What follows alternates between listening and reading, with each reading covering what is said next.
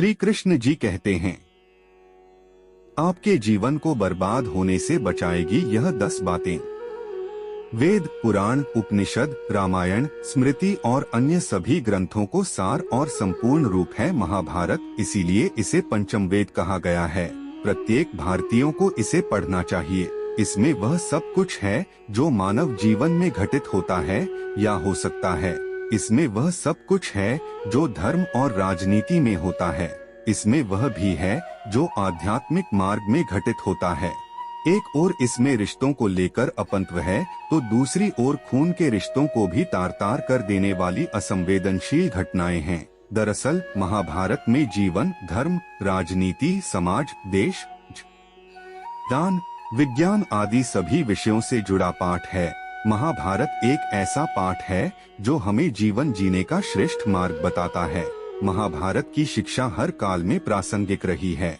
महाभारत को पढ़ने के बाद इससे हमें जो शिक्षा या सबक मिलता है उसे याद रखना भी जरूरी है। जीवन है मात्र 80 से 100 वर्ष का, यदि आप उसमें से भी अपने जीवन के महत्वपूर्ण 10 वर्ष भी व्यर्थ की बातों में बर्बाद कर देते हैं तो आगे का जीवन आपका संघर्ष में ही बीतने वाला है।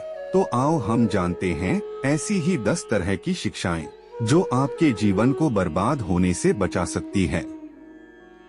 हथियार से ज्यादा घातक बोल वचन। यह बात तो सभी जानते होंगे कि किसी के द्वारा दिया गया बयान परिवार, समाज, राष्ट्र या धर्म को नुकसान पहुंचा सकता है। हमारे नेता, अभिनेता और तमाम तरह के सिंहासन पर विराजमान तथाकथित लोगों ने इस देश को अपने बोल वचन से बहुत ज्यादा नुकसान पहुंचाया है। आप भी आजकल के आधुनिक माध्यमों फेसबुक, ट्विटर, व्हाट्सएप के माध्यम से ऐसा करते होंगे। महाभारत का युद्ध नहीं होता यदि कुछ लोग अपने वचनों पर संयम रख लेते। आपने द्रौपदी का नाम तो सुना ही है। इंद्रप्रस्थ में एक बार जब महल के अंदर दुर्योधन एक जल से भरे कुंड को फर्शी समझकर उसमें गिर पड़े थे तो ऊपर से हंसते हुए द्रौपदी ने कहा था, अंधे का पुत्र भी अंधा। बस यही बात दुर्योधन को चुभ गई थी, जिसका परिणाम द्रौपदी चीरहरण के रूप में हुआ था। शिशुपाल के बारे में भी आप जानते ही होंगे। भगवान कृष्ण ने उसके 10 अपमान भरे वाक्य माफ कर दिए थे।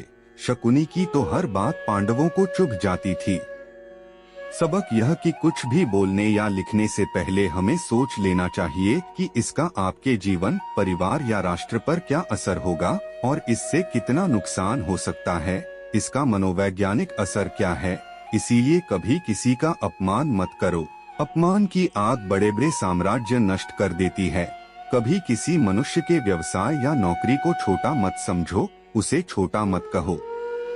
संगत हो अच्छी तो जिंदगी होगी अच्छी। कहते हैं कि जैसी संगत वैसी पंगत और जैसी पंगत वैसा जीवन। आप लाख अच्छे हैं लेकिन यदि आपकी संगत बुरी है तो आप बर्बाद हो जाएंगे। लेकिन यदि आप लाख बुरे हैं और आपकी संगत अच्छे लोगों से हैं और आप उनकी सुनते भी हैं तो निश्चित ही आप बर्बाद होने से बच जाएंगे। कई लोग हैं जिन्होंने अपनी दोस्ती के चक्कर में अपनी जिंदगी बर्बाद कर ली, लेकिन वो दोस्त आपको बर्बाद करने खुद आबाद हो गया। ऐसे भी कई लड़कियां हैं जो अपने रिश्तों को दोस्ती का नाम देती है और ऐसे भी कई लड़के हैं जो अपने रिश्तों को दोस्ती कहते हैं। सही मायने में यह दुनिया का सबसे बड़ा झूठ है। लिव इन रिलेशन में रहने वाले 96% लड़कियों की जिंदगी बर्बाद हो चुकी है। आजकल हर कोई व्यक्ति अच्छा ही नजर आता है क्योंकि वह अपनी जिंदगी के सच हो अच्छे से छुआ पाने में उस्ताद हो चला है। महाभारत में दुर्योधन उतना बुरा नहीं था जितना कि उसको बुरे मार्ग पर ले जाने के लिए मामा शकुनी दोषी थे। शकुनी मामा जैसी आपने संगत पाल रखी है तो आपका दिमाग चलना बंद ही समझो। जीवन में नकारात्मक लोगों की संगति में रहने से आपके मन और मस्तिष्क पर नकारात्मक विचारों का ही प्रभाव बलवान रहेगा। ऐसे में सकारात्मक या अच्छे भविष्य की कामना व्यर्थ है। दोस्त और दुश्मन की पहचान करना सीखें। महाभारत में कौन किसका दोस्त और कौन किसका दुश्मन था यह कहना बहुत ज्यादा मुश्किल तो नहीं, लेकिन ऐसे कई मित्र थे जिन्होंने अपनी ही सेना के साथ विश्वासघात किया। ऐसे भी कई लोग थे जो ऐन वक्त पर पाला बदलकर कौरवों या पांडवों के साथ चले गए। शल्य और युयुत्सु इसके उदाहरण हैं। इसीलिए कहते हैं कि कई बार दोस्त के भेष में दुश्मन हमारे साथ आ जाते हैं और हमसे कई तरह के राज लेते रहते हैं। कुछ ऐसे भी दोस्त होते हैं जो दोनों तरफ होते हैं। ऐसे दोस्तों पर भी कतई भरोसा नहीं किया जा सकता, इसलिए किसी पर भी आंख मूंद कर विश्वास नहीं करना चाहिए। अब आप ही सोचिए कि कौरवों का साथ दे रहे भीष्म, द्रोण और विदुर ने अंततः युद्ध में पांडवों का ही साथ दिया। ये लोग लड़ाई तो कौरवों की तरफ से लड़ रहे थे, लेकिन प्रशंसा पांडवों की करते थे और युद्ध जीतने के उपाय भी पांडवों को ही बताते थे। अच्छे दोस्तों की कदर करो। ईमानदार और बिना शर्त समर्थन देने वाले दोस्त भी आपका जीवन बदल सकते हैं। पांडवों के पास भगवान श्री कृष्ण थे तो कौरवों के पास महान योद्धा कर्ण थे। इन दोनों ने ही दोनों पक्षों को बिना शर्त अपना पूरा साथ और सहयोग दिया था। यदि कर्ण को छल से नहीं मारा जाता तो कौरवों की जीत तय थी। पांडवों ने हमेशा श्री कृष्ण की बातों को ध्यान से सुना और उस पर अमल भी किया, लेकिन दुर्योधन ने कर्ण को सिर्फ एक योद्धा समझकर उसका पांडवों की सेना के खिलाफ इस्तेमाल किया। यदि दुर्योधन कर्ण की बात मानकर कर्ण को घटोत्कच को मारने के लिए दबाव नहीं डालता तो जो अमोघ अस्त्र कर्ण के पास था उससे अर्जुन मारा जाता। अगर मित्रता करो तो उसे जरूर निभाओ, लेकिन मित्र होने का यह मतलब नहीं कि गलत काम में भी मित्र का साथ दो। अगर आपका मित्र कोई ऐसा कार्य करे जो नैतिक, संवैधानिक या किसी भी नजरिए से सही नहीं है तो उसे गलत राह छोड़ने के लिए कहना चाहिए। जिस व्यक्ति को हितैषी, सच बोलने वाला, विपत्ति में साथ निभाने वाला, गलत कदम से रोकने वाला मित्र मिल जाता है, उसका जीवन सुखी है। जो उसकी नेक राय पर अमल करता है, उसका जीवन सफल होता है। लड़ाई से डरने वाले मिट जाते हैं। जिंदगी एक उत्सव है, संघर्ष नहीं। यदि आप अपने जिंदगी को संघर्ष समझते हैं तो निश्चित ही वह संघर्षमय होने वाली है। हालांकि जीवन के कुछ मोर्चों पर व्यक्ति को लड़ने के लिए हमेशा तैयार रहना चाहिए। जो व्यक्ति लड़ना नहीं जानता, युद्ध उसी पर थोपा जाएगा या उसको सबसे पहले मारा जाएगा। उसी के जीवन में संघर्ष भी होगा। महाभारत में पांडवों को यह बात श्री कृष्ण ने अच्छे से सिखाई थी। पांडव अपने बंधु बांधवों से लड़ना नहीं चाहते थे, लेकिन श्री कृष्ण ने समझाया कि जब किसी मसले का हल शांतिपूर्ण किसी भी तरीके से नहीं होता तो फिर युद्ध ही एकमात्र विकल्प बच जाता है। कायर लोग युद्ध से पीछे हटते हैं, इसीलिए अपनी चीज को हासिल करने के लिए कई बार युद्ध करना पड़ता है। अपने अधिकारों के लिए कई बार लड़ना पड़ता है। जो व्यक्ति हमेशा लड़ाई के लिए तैयार रहता है, लड़ाई उस पर कभी भी थोपी नहीं जाती है। बुराइयों से दूर रहो, बुराइयों का एक दिन अंत होता ही है। आपकी उम्र यदि 18 से 35 वर्ष के भीतर है तो निश्चित ही आप एक ऐसे दौर से गुजर रहे हैं जबकि आपको हर तरह की बुराइयां आकर्षित करेंगी। कलिकाल में शराब, जुआ, शिप, फिल्मी का अपमान, मंदिर नहीं जाना आदि ऐसी बातें हैं जो आपका जीवन बर्बाद करके रख देने वाली है। आधुनिकता या मॉडर्निटी के नाम पर लोग बहुत सी ऐसी भी बातें अपनाने लगे हैं जो कि धर्म, संस्कृति और समाज के विरुद्ध है। अंततः उन्हें इसका परिणाम भी भुगतना होता है। आए दिन अखबारों में पढ़ते रहने के बाद भी लोग सुधरना नहीं चाहते हैं। शकुनी ने पांडवों को फंसाने के लिए जुए का आयोजन किया था, जिसके चलते पांडवों ने अपना सब कुछ दांव पर लगा दिया था। अंत में उन्होंने द्रौपदी को भी दांव पर लगा दिया था। यह बात सभी जानते हैं कि फिर क्या हुआ। जुए, सट्टे, शराब, मांसाहार, षड्यंत्र आदि बुराइयों से हमेशा दूर रहो। ये चीजें मनुष्य का जीवन अंधकारमय बना देती हैं। किसी भी रूप में ये कार्य निंदनीय और वर्जित माने गए हैं। शिक्षा का सदुपयोग जरूरी। यदि आप स्कूल में अच्छे से नहीं पढ़े हैं तो आपके लिए मौका है कॉलेज में अच्छे से पढ़ने का। यदि वहाँ भी आप अच्छे से नहीं पढ़े हैं तो फिर आगे की जिंदगी आपकी संघर्ष में ही रहने वाली है। तब सदुपयोग वाला पॉइंट आपके लिए व्यर्थ है। समाज ने एक महान योद्धा कर्ण को तिरस्कृत किया था, जो समाज को बहुत कुछ दे सकता था, लेकिन समाज ने उसकी कदर नहीं की क्योंकि उसमें समाज को मिटाने की भावना थी। कर्ण के लिए शिक्षा का उद्देश्य समाज की सेवा करना नहीं था, अपितु वो अपने सामर्थ्य को आधार बनाकर समाज से अपने अपमान का बदला लेना चाहता था। समाज और कर्ण दोनों को ही अपने अपने द्वारा किए गए अपराध के लिए दंड मिला है और आज भी मिल रहा है।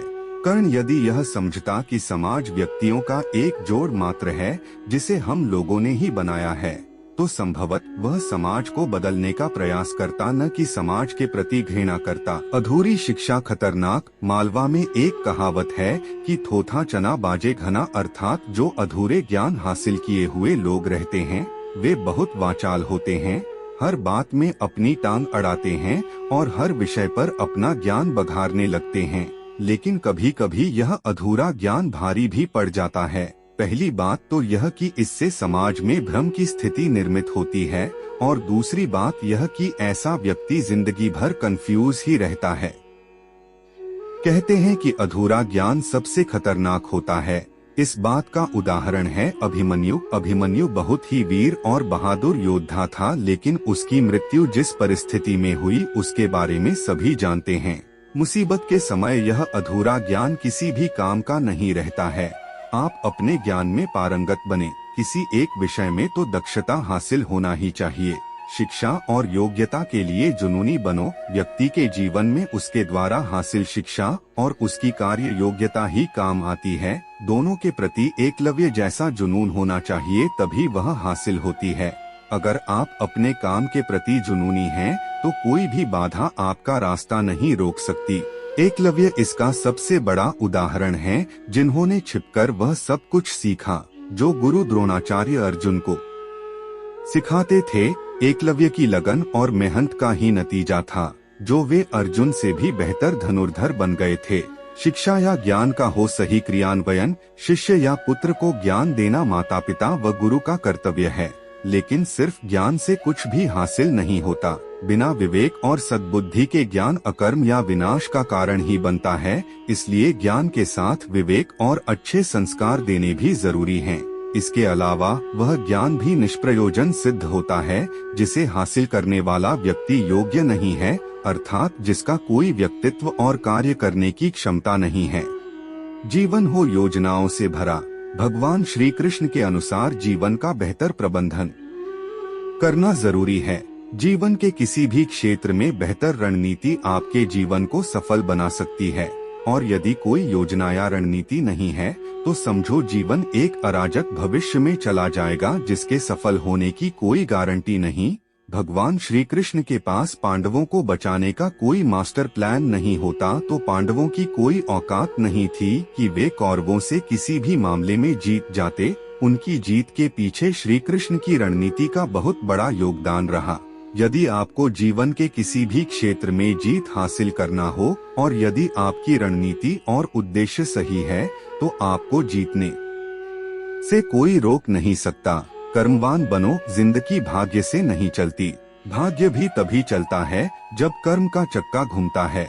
इंसान की जिंदगी जन्म और मौत के बीच की कड़ी भर है। यह जिंदगी बहुत छोटी है, कब दिन गुजर जाएंगे आपको पता भी नहीं चलेगा। इसलिए प्रत्येक दिन का भरपूर उपयोग करना चाहिए। कुछ ऐसे भी कर्म करना चाहिए जो आपके अगले जीवन की तैयारी के हों।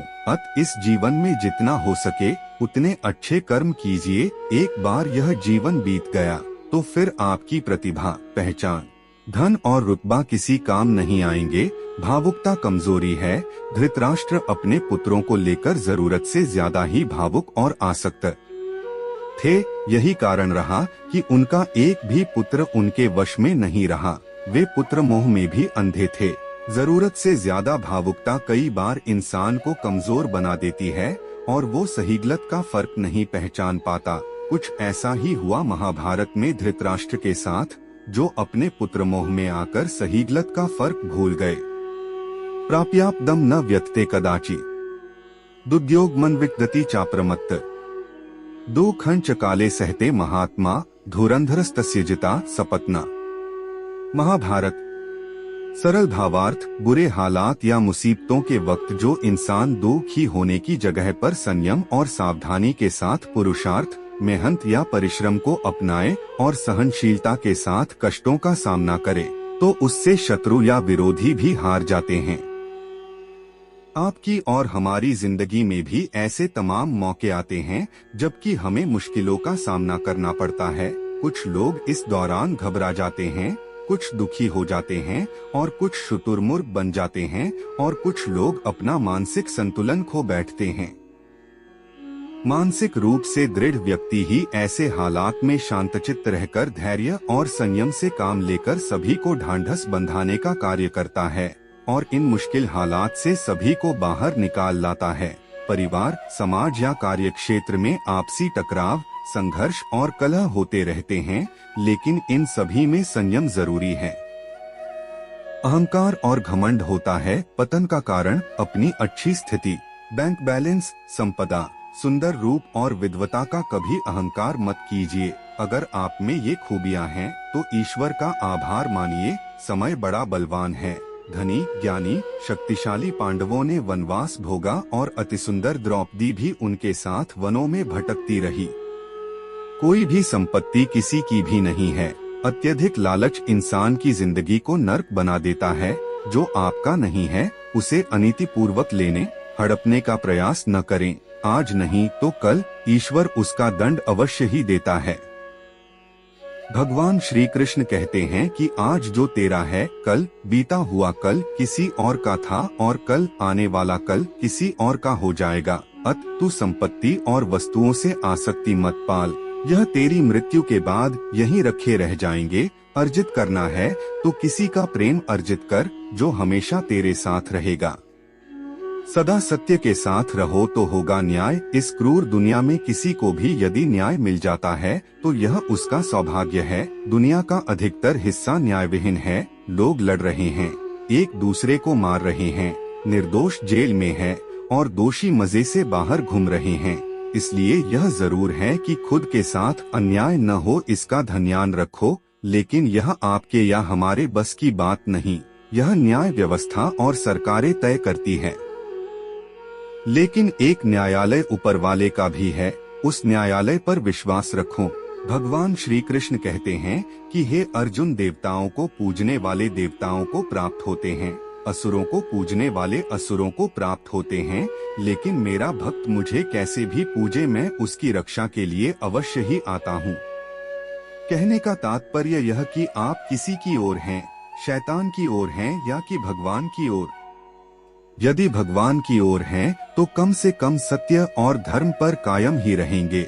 जो भी व्यक्ति सत्य और धर्म पर कायम रहता है उसके साथ न्याय ही होता है। उदाहरणार्थ, कौरवों की सेना पांडवों की सेना से कहीं ज्यादा शक्तिशाली थी।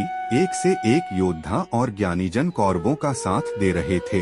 पांडवों की सेना में ऐसे वीर योद्धा नहीं थे। जब श्री कृष्ण ने दुर्योधन से कहा कि तुम मुझे या मेरी नारायणी सेना में से किसी एक को चुन लो, तो दुर्योधन ने श्री कृष्ण को छोड़कर उनकी सेना को चुना। अंत पांडवों का साथ देने के लिए श्री कृष्ण अकेले रह गए। कहते हैं कि विजय उसकी नहीं होती जहां लोग ज्यादा हैं, ज्यादा धनवान हैं या बड़े पदाधिकारी हैं। विजय हमेशा उसकी होती है जहां ईश्वर है, और ईश्वर हमेशा वही है जहां सत्य है। इसलिए सत्य का साथ कभी न छोड़ें, अंतत सत्य की ही जीत होती है। आप सत्य की राह पर हैं और कष्टों का सामना कर रहे हैं, लेकिन आपका कोई परिचित अनीति, अधर्म और खोटे कर्म करने के बावजूद संपन्न है, सुविधाओं से मालामाल है, तो उसे देखकर अपना मार्ग न छोड़ें। आपकी आंखें सिर्फ वर्तमान को देख सकती हैं, भविष्य को नहीं। सत्य बोलने वाले को भगवान सुन रहा है। अगर वीडियो अच्छी लगी हो तो वीडियो को लाइक और चैनल पर नए हो तो चैनल को सब्सक्राइब करें।